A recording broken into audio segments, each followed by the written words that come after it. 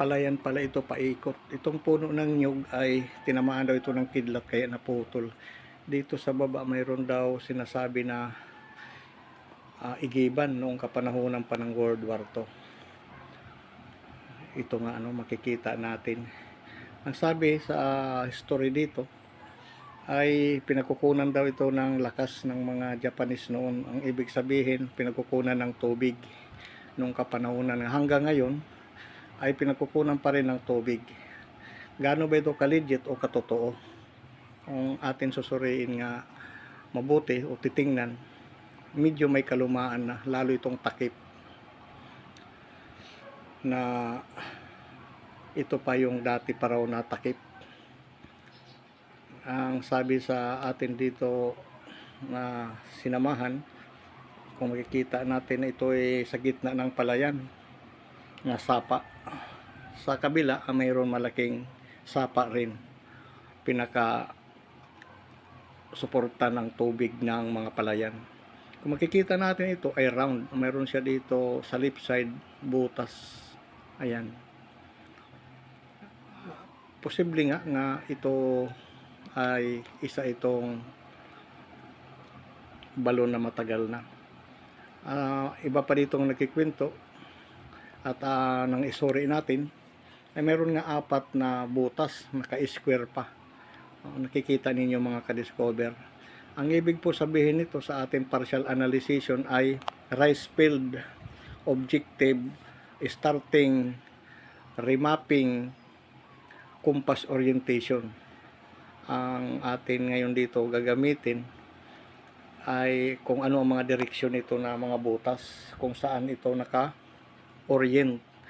Pag tumama ito sa orientation natin sa compass, dito natin malalaman nga karakter ito ng GIA or Japanese. At hindi ito basta-basta butasin kung wala itong importante. Gagamitan natin ng compass kung saan direction itong sapa at igiban, kung saan pupunta itong mga butas. Ito puno ng nyug, kung makikita natin sa under dito yung igiban. Dito sa 4 na butas na ito, ilalagay natin yung compass sa gitna. Ang tawag dito ay remapping. Inulit lang natin, compass orientation. Ang mapa at saka compass, isa lang din yun ang direction. Mapa ay nagtutukoy din sa lugar, compass nagtutukoy din sa lugar. Kaya ito ang ating ngayon gagamitin. Naka east direction ang atin ngayon itong naka-orient na compass. Dito sa left side, itong butas nga parang mata ay naka-norte, north direction 360 degrees. Ayan, klaro. Ang paglagay ng compass kailangan flat surface. Pag hindi natin inilagay sa flat surface ang compass, ito la isa natin tape, ay mag-iiba, magalaw, malalayo na ang pupuntahan. Kaya kailangan hindi galawin yung compass, orient, ilagay sa flat surface. Naka north direction. Ang ibig po sabihin means is distance ang tinutukoy. Possible nga sa nahon mayroon pa itong mga counter markers, mga ka-discover. Ang ganda nga nitong sapa na ito, at mayroon siya dito ang tawag nitong kahoy tuyok. Sa mga nagko-comment, sa mga magagaling pa na magagadikod,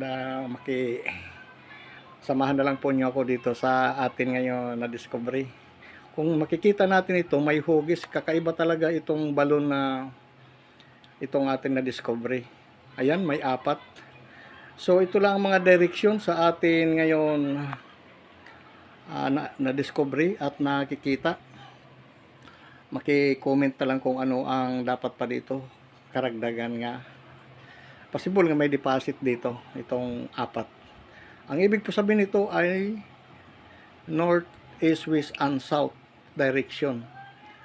So ito lang ngayon ang atin nakita, at marami po salamat sa panonood. Sa susunod naman muli na atin paglalakbay sa mahabang panahon. Huwag po makalimot mag-subscribe sa atin munting channels. At ito ngayon at maganda yung na-discover natin. Na possible, wag lang mawala ng pag-asa mga katiit sa mga naghahanap sa about Yama treasure. posibilidad nga mayroon ito dito nakalagay dahil iniigiban ito ng mga GIA or Imperials Japanese noong World War II.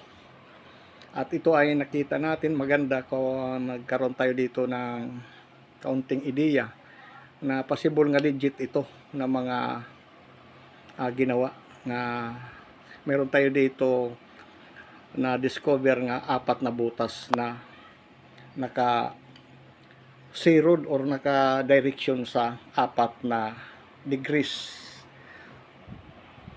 Possible nga iniigiban ito ng mga Imperial Japanese.